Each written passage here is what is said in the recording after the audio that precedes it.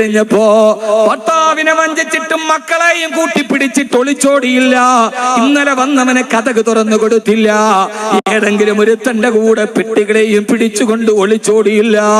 ഒരു നേരത്തെ വെള്ളം പോലും കിട്ടാതെ ഇന്ന് നിന്റെ ഭർത്താവ് ഗൾഫിൽ പോകുമ്പോ നിനക്ക് ഭക്ഷണത്തിനെ കടയിലേൽപ്പിച്ചിട്ടാണ് പോകുന്നത്. നിനക്ക് ആശുപത്രിയിൽ പോകാൻ വണ്ടി ഏർപ്പാടാക്കിയിട്ടാണ് പോകുന്നത്.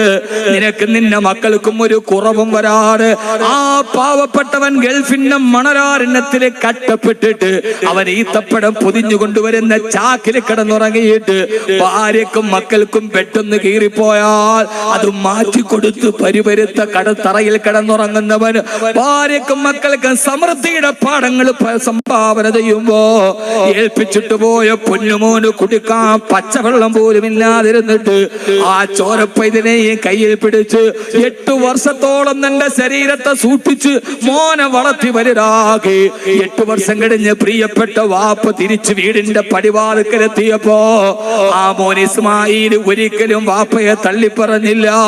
ഇതാരാന്ന് കാണാതെ പേടിച്ചോടിയില്ല.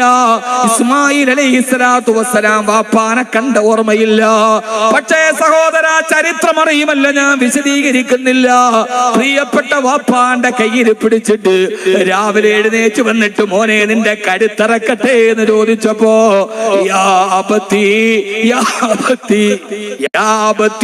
എന്ന് പറഞ്ഞാൽ അതിന്റെ അർത്ഥമേറെന്നറിയോ?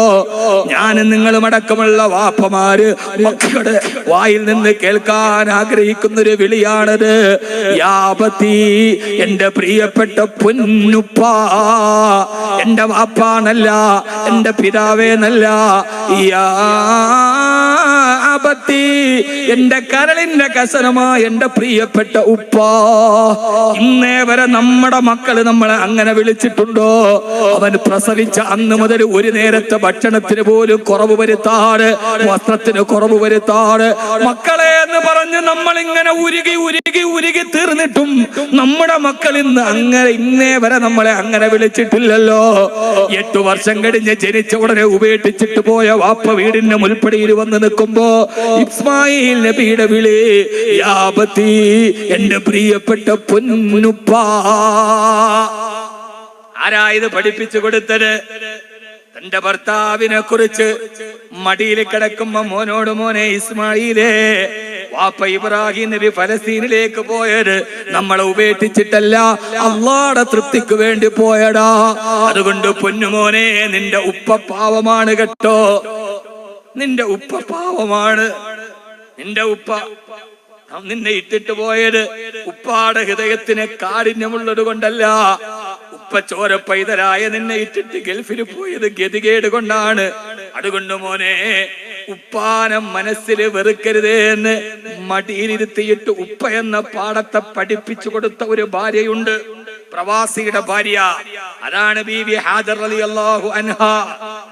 പഠിക്കേ ഖുർആനിന്ന് മടിയിലിരുത്തിയിട്ട് മോനോട് പഠിപ്പിക്ക ഉപ്പായെ കുറിച്ച്. ആരായിന്ന് ഉപ്പായെ കുറിച്ച് പറയാ? എത്ര സമയത്ര? 9 എത്ര വക്കറാക്ക സമയത്ര? 9:30 സമയത്ര?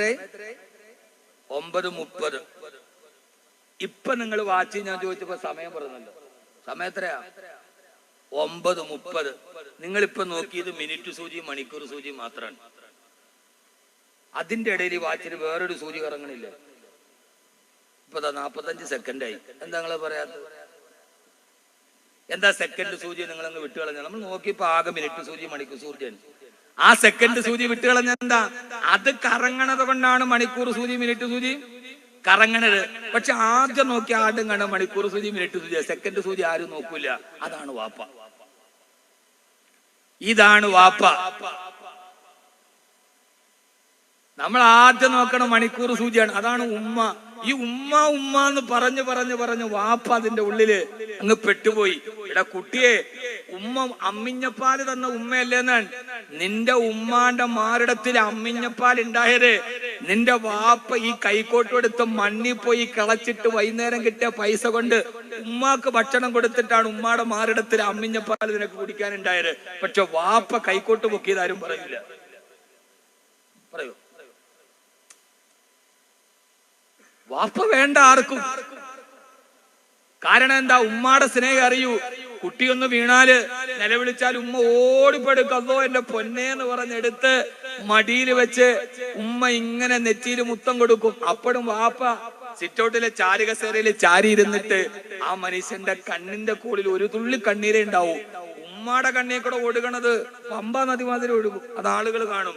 വാപ്പാന്റെ ആണുങ്ങളുടെ കണ്ണില് കണ്ണീര് ഈ കോണിൽ ഒരു തുള്ളിയെ വരൂ. അതുകൊണ്ട് അത് ആരും കാണാറില്ല.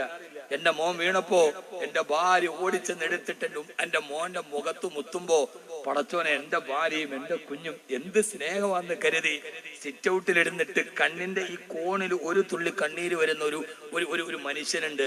ആ മനുഷ്യന്റെ പേരാണ് വാപ്പ. അത് ഒരു തുള്ളി ആയതുകൊണ്ടും കാണൂല. വാപ്പാന്റെ കണ്ണ് അധ്വാനിച്ച് കുഴിഞ്ഞു പോയത് കൊണ്ട് വാപ്പാന്റെ കണ്ണ് കുറച്ച് കുഴിഞ്ഞായിരിക്കുക. ഉമ്മ കൺമഷി പുരട്ടി മരമാവര് കറുത്തിട്ടാണ് ഇരിക്കുക.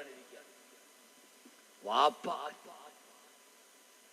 ഈ പെണ്ണെ വാപ്പ ഇറങ്ങി പോകുമ്പോ രാവിലെ വീട്ടിൽ നിന്ന് വാപ്പ ഇറങ്ങി പോകില്ലേ?